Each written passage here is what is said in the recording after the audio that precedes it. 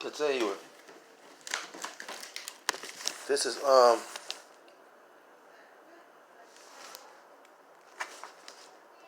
in 1996, DARPA opened a new office called the Unconventional Countermeasures Program.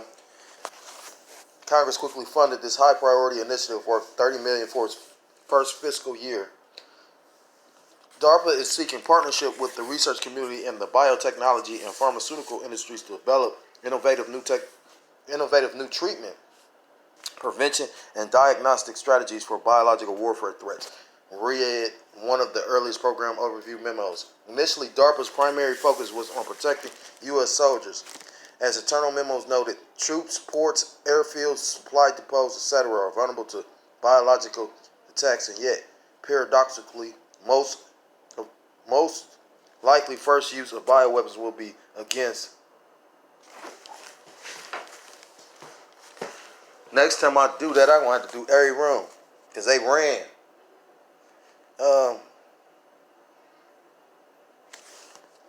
Biological warfare treatment. Read one of the earliest program overview memos. Initially, DARPA's primary focus on protecting U.S. soldiers. An internal memo noted troops, ports, airfields, supply depots. I believe I read all this. Are vulnerable to biological attacks, and yet, paradoxically, most likely first use of bioweapons will be against population centers of ours or our allies. DARPA had a mission to develop broad strategies to counter the threat.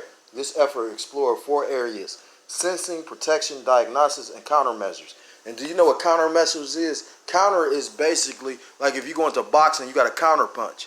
You got blocking, but then you got counter punch. So if somebody punch at you, you're supposed to block or duck or evade and then counter punch.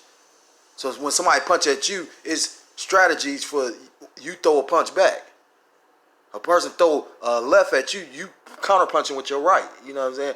So that means that they actually develop weapons themselves. It says, but DARPA as an agency was dedicated to advanced research and development, and the first 3 areas, sensing, protection, and diagnosis, were only marginally protective. DARPA wanted its scientists and researchers to strive for revolutionary goals to focus on innovative countermeasures that did not yet exist. Larry Lin told program managers that he wanted to create the Star Wars of biology, a reference to President, I believe he's talking about Reagan when he's talking about the Star Wars program. Star Wars biology, Reagan's Strategic Defense Initiative. Lin challenged DARPA scientists to push existing biotech boundaries and to come up with a vaccine, gene, or chemical that could allow the human body to incapacitate or debilitate a biological agent on its own before the pathogen made its host sick. It was brilliant, a bold idea, but could it work? Was there time? A 1994 international nonfiction bestseller, The Hot Zone, by Richard Preston, is about the origins of and incidents involving the Ebola virus.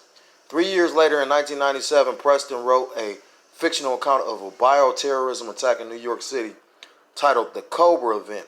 Preston genetically engineered biological, and it's so spiritual that you hearing about all this. These people wrote these books. Who's to say it's fiction or fantasy? Like you got the dude Dean Koontz. He wrote that book about how China was gonna get a virus that affected the whole world, or you.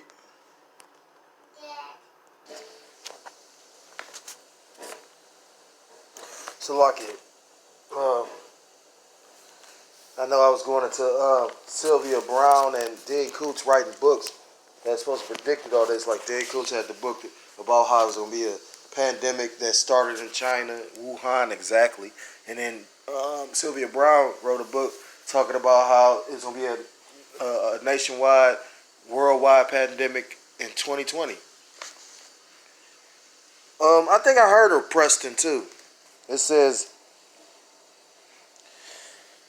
Secretary of Health and Human Services Donna E. Shalala also read the Cobra Event and included a plot summary in the journal article she authored for the Center for Disease Control and Prevention. The following year, in 1998, Richard Preston testified before Congress and Senate hearings on the question, threats to America, are we prepared? Biopreparat was like an egg, Preston said of the Soviet program. The outside part was devoted to peaceful medical research. The hidden inner part, the yolk, was devoted to the creation and production of sophisticated bioweapon powders. Smallpox, black plague, anthrax, tularemia, the Marburg virus, and certain brain viruses. Damn, that go into that scripture about how, you know what I mean? Like I just read in Psalms 140 about how they always ready for war. Or if you go into what's that? Psalms 55. It's about his words are smoother than butter, but war was in his heart. Psalms 21, Psalms 55 and 21. The words of his mouth were smoother than butter. So like they said, on the outside appearance, they looking like, oh yeah, we like it's peaceful, and they just research and want to cure shit. But war was in his heart. His words were softer than oil, yet were they drawn swords. So at the end of the day, that's just showing you the trickery of this devil. It's a scripture in the Apocrypha. Let me get it. God, I found it. This is the book of Ecclesiasticus, or the book of Sirach, chapter 12, verse 10. Never trust on, well, yeah, I'm going to get to the point. Never trust thine enemy, for like as iron rusteth, so is his wickedness. Though he humble himself and go crouching, yet take good heed and beware of him. And thou shalt be unto him as if thou hast wiped a looking glass, and thou shalt know that his rust have not been altogether wiped away. Because when you got when you got them scopes on them, the scopeo, you know what I'm saying? You're gonna be up there close ups. You can see that rust is still on him.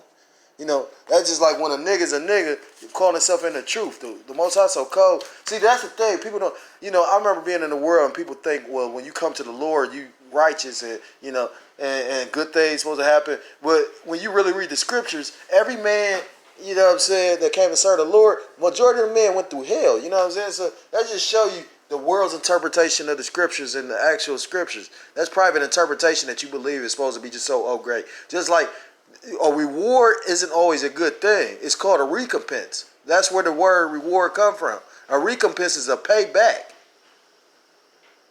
So you got good rewards and you got some fucking, you know what I'm saying, rewards that you go, oh my God, yeah, right. Salakia. I gotta go wipe my eye. Bear with me for a second. Salakia, continuing. It says, in this public forum, Preston outlined Russia's capacity to launch a biological weapon attack on the United States using smallpox as an example. Preston said that as recently as a few years prior, Soviet-era ICBMs fitted with specially loaded MIRV warheads stood ready and able to launch. Those warheads, Preston said, carried 20 tons of freeze-dried smallpox powder and probably an equal number of Black Death Plague warheads. Before the Berlin Wall came down, Preston summarized, if the Soviets had decided to launch a biological weapon attack against the United States, his research indicated that they could have easily hit the 100 largest cities in the United States with devastating combined outbreaks of strategic smallpox and Black Death. But to show you how much the devil is, I had a book literally to tell you how they was actually testing, like these Edomites in America was testing technology on its own civilians. You know what I mean? Like a lot of that, you know, 5G technology and them waves, microwave technology, that all go into like mind control and all that shit. You know, like the microwave technology that you use to cook up and heat up your like food is one thing. It's a whole different level when you go into actually like weapons and shit like that. You know, a microwave beam could actually melt you from the inside out.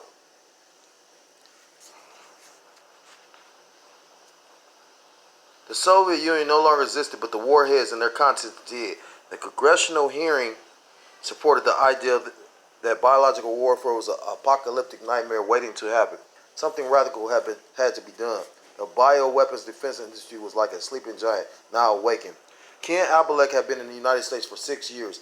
He spoke English now, had friends, held lucrative defense contract jobs and was primed to enter the public domain.